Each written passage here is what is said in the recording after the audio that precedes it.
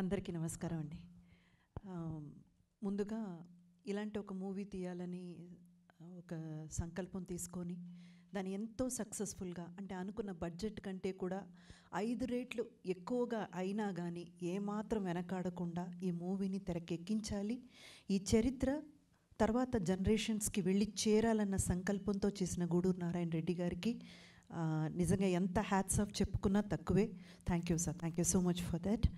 And మా director గారు, అంటే ఇప్పుడు మీరు చూసిన తెర మీద చూసిన ఆ కథ అన్నది ఆయన 10 ఏళ్ల కష్టం అండి. మనం చాలా ఈజీగా ఏం జరిగిందన్నది ఒక 2 లేకపోతే 2.5 అవర్స్లో మనం తెలుసుకోగలుగుతున్నాము. కానీ దానికి వెనక ఆయన పడ్డ కష్టం, ఆయన దానికోసం తీసుకున్న శ్రమ, కూర్చొని ప్రతీది ఆల్మోస్ట్ లైక్ ఒక ఇన్వెస్టిగేషన్ లాగా ఒకటి వెనక ఒకటి ఏం జరిగింది, దీంట్లో ఉన్న నిజాలు ఏంటి. ఎందుకంటే ఎప్పుడైనా ఇలాంటి కథలు ముందు తీసుకొచ్చినప్పుడు ఒక పర్టికులర్ ఏమంటారు వర్గానికి మాత్రమే న్యాయం జరిగేటట్టు చూపించకూడదు. నిజం ఏదైతే జరిగిందో ఆ నిజాన్ని కళ్ళకు కట్టినట్టు నిజంగా చూపించాలి అన్న ఒక తాపత్రయంతో మా డైరెక్టర్ గారు అక్కడ ఏదైతే జరిగిందో అదే తీసుకొచ్చారు తెర మీదకి. సో ఎందుకంటే ఇందులో మీరు మూవీ చూసినట్టయితే మీకు అర్థమవుతుంది. చాలామంది తప్పర్థం పడతారు. ఏంటంటే ఇది ముస్లిమ్స్కి వ్యతిరేకమైన మూవీ, హిందూస్కి ముస్లిమ్స్కి మధ్య ఉన్న గొడవల గురించి. ఎస్, ఆ గొడవల గురించి మనం చూపిస్తున్నాము, కానీ ఏదైతే జరిగిందో అది చూపిస్తున్నాం. ఇందులో ఒక ముస్లిం జర్నలిస్ట్ క్యారెక్టర్ కూడా ఉంటుంది.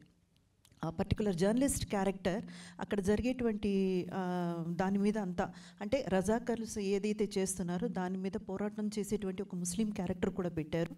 అండ్ మూవీలో కూడా చూసారంటే 6th నిజాం అయినటువంటి మెహబూబ్ అలీ ఖాన్, ఆయన క్యారెక్టర్ ఎంత మంచి క్యారెక్టర్, ఎంత మంచి పనులు చేశారు ఈ సమాజానికి అనేది కూడా చూపించుంటారు. అంటే ఎవరిని కించపరచడానికో లేకపోతే వాళ్ళకి వ్యతిరేకంగా ఈ మూవీ తీయాలన్న థాట్ అయితే లేదు మా డైరెక్టర్ గారికి.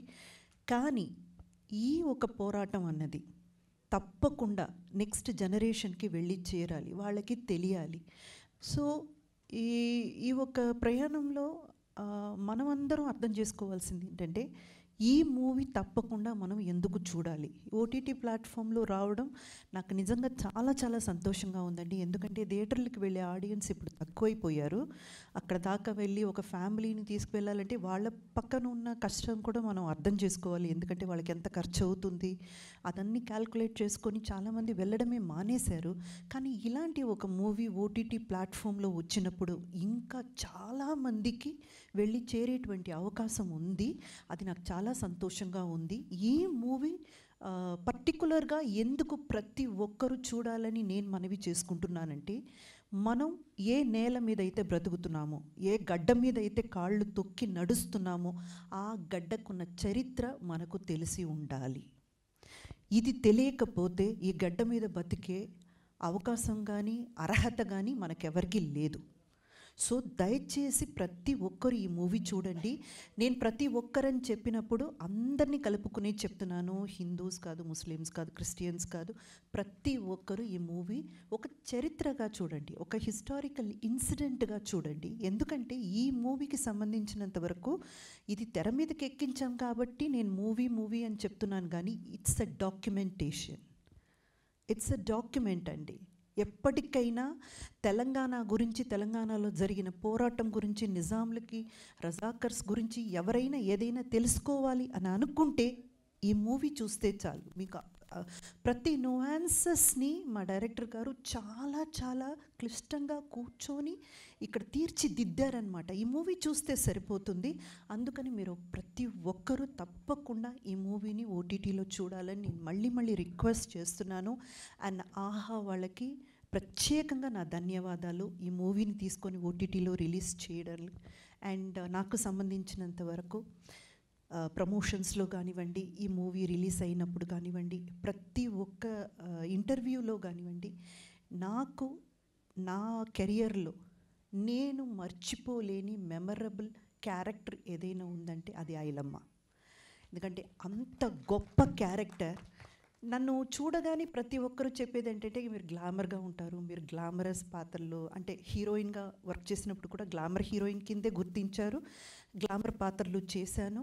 ఆ తర్వాత కథాపాత్రలు మంచి కథకి సంబంధించిన నాయకిగా నేను చేసినా కూడా నన్ను అందంగా ఉంటారని ఆ ఒక్క కోణంలోనే చూశారు.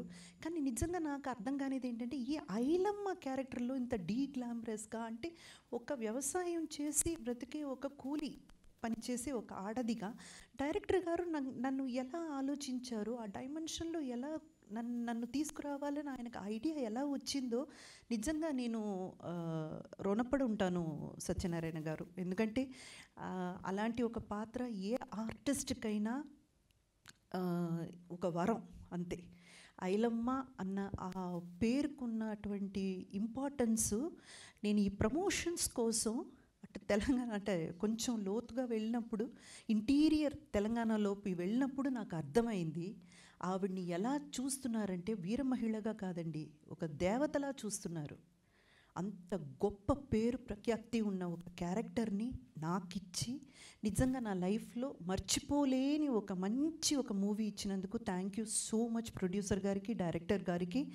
అండ్ ఎప్పటికీ నాకు ఒక మెమరబుల్ క్యారెక్టర్గా ఇది ఉండిపోతుంది. ఈ పర్టికులర్ మూవీకి సంబంధించి మీ అందరి దగ్గర, అంటే మీడియా పీపుల్ ఇక్కడ చాలామంది ఉన్నారు, ప్రెస్ అండ్ మీడియా ఉన్నారు, మీ అందరికీ ఒక్క చిన్న మనవి.